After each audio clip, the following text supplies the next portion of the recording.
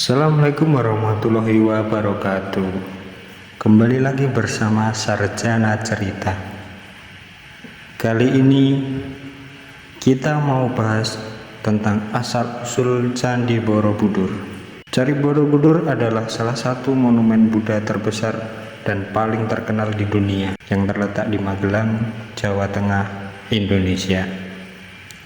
Candi ini dibangun sekitar abad ke-8 hingga ke-9 Masehi. Pada masa dinasti Sailendra, dinasti ini adalah kerajaan yang berkuasa di Jawa Tengah dan dikenal sebagai penganut agama Buddha Mahayana. Candi Borobudur dirancang sebagai mandala, yaitu representasi alam semesta dalam kosmologi Buddha. Arsitektur candi terdiri dari 6 platform persegi yang ditumpuk. Dengan 3 platform lingkar di atasnya, terdapat lebih dari 2.600 panel relief dan 504 arca Buddha di dalam candi ini. Bagian puncaknya, stupa utama melambangkan pencapaian nirwana, yaitu tujuan akhir dalam ajaran Buddha. Fungsi asli Candi Borobudur adalah sebagai tempat ziarah dan pemujaan bagi umat Buddha, di mana para peziarah mengikuti jalur melingkar ke atas untuk melakukan meditasi dan kontemplasi spiritual sejalan dengan ajaran kosmologis Buddha yang terukir di dinding-dinding candi. Borobudur mulai ditinggalkan sekitar abad ke-14 ketika kerajaan di Jawa Tengah beralih ke agama Islam. Candi ini kemudian menghilang, tertutup abu vulkanik dan semak belukar, hingga ditemukan kembali oleh Sir Thomas Stamford Raffles pada tahun 1814.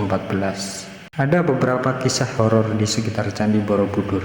Selain dikenal sebagai situs Buddha dan sejarah yang luar biasa, Candi Borobudur juga memiliki banyak mitos horor yang menyertainya, terutama di kalangan penduduk setempat dan para wisatawan.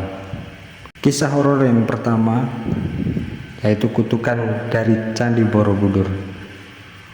Salah satu mitos yang paling terkenal adalah adanya kutukan bagi siapa saja yang berani mencoba atau mencuri bagian dari candi.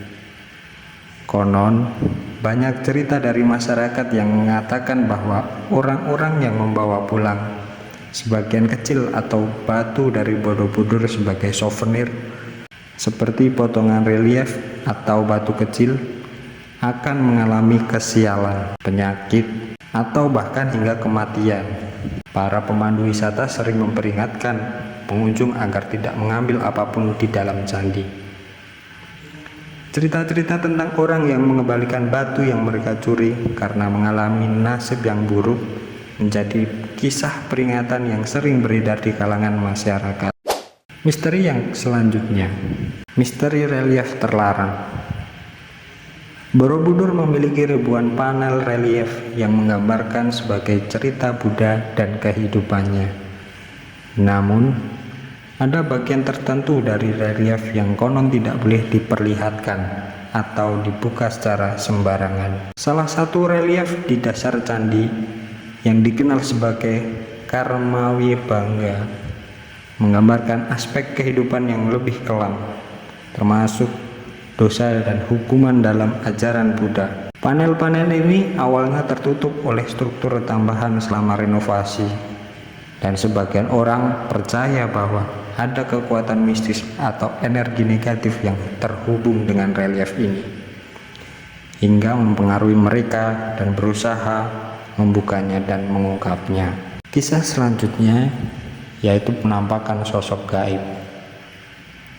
Banyak penjaga candi dan penduduk lokal mengaku sering melihat penampakan gaib di sekitar candi, terutama pada malam hari. Salah satu kisah yang sering diceritakan adalah penampakan sosok biksu tua berkeliling di daerah candi, seolah-olah sedang berdoa atau bermeditasi. Sosok ini dilihat oleh beberapa orang, tetapi akan menghilang jika didekati.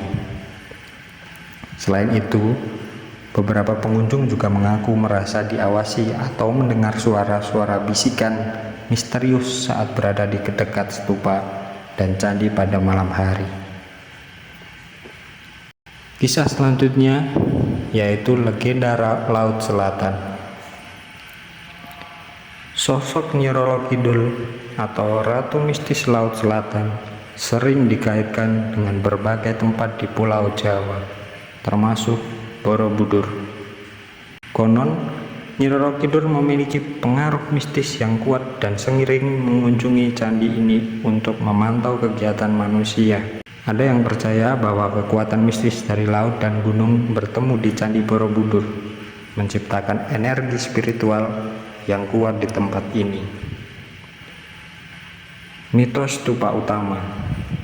Di puncak Candi Borobudur terdapat mitos dari stupa utama yang menjadi simbol tertinggi dalam struktur candi.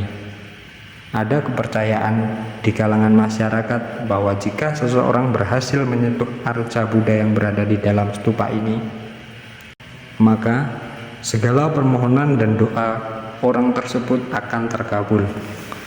Namun ada juga yang versi lain mengatakan bahwa jika ada orang yang memaksakan diri untuk mencapai puncak dan menyentuh stupa tersebut tanpa izin, mereka akan menghadapi malapetaka atau kesialan yang sangat besar.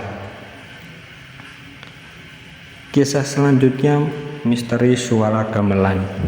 Beberapa penduduk lokal dan wisatawan mengaku pernah mendengar suara gamelan Jawa yang misterius di daerah candi. Meskipun tidak ada acara atau aktivitas apapun yang berlangsung, suara ini seringkali terdengar dan datang dari kejauhan. Namun, ketika dicari sumbernya, tidak ada satupun yang ditemukan. Suara gamelan ini sering dikaitkan dengan aktivitas spiritual atau dunia gaib yang ada di sekitar candi. Kisah yang selanjutnya yaitu candi yang berubah posisi. Ada kepercayaan orang lokal yang mengatakan bahwa setiap tahun Candi Borobudur akan bergerak. Artian bergerak yaitu bergeser sedikit dari posisi aslinya.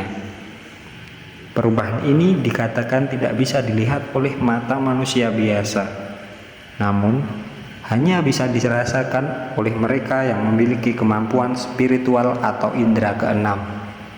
Menurut mitos, pergeseran ini merupakan tanda bahwa candi masih hidup, serta spiritual dan terus mengalami perubahan seiring berjalannya waktu. Terlepas dari keindahan arsitektur dan nilai sejarah yang tidak ternilai, Candi Borobudur tetap dikelilingi oleh aura misteri yang kuat. Mitos-mitos dan kisah horor yang melingkupinya menjadi bagian dari daya tarik tersendiri, baik bagi para peziarah spiritual maupun bagi mereka yang penasaran dengan sisi mistis di tempat ini. Borobudur adalah cerminan dari campuran antara dunia spiritual, kepercayaan kuno, dan sejarah yang mendalam, menjadikan lebih dari sekedar monumen agama, tetapi juga sebagai tempat yang penuh dengan cerita yang belum terungkap. Itu tadi adalah kisah dari Borobudur. Kalian boleh percaya, kalian boleh tidak. Kita di sini cuma mengingatkan untuk kalian. Tidak perlu takut karena kita hidup berdampingan.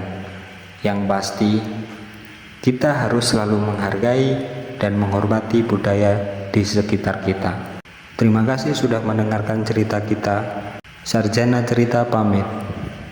Jangan lupa like, komen, dan subscribe agar kalian dapat mendapat informasi dari kami dan cerita-cerita menarik yang lainnya. Assalamualaikum warahmatullahi wabarakatuh.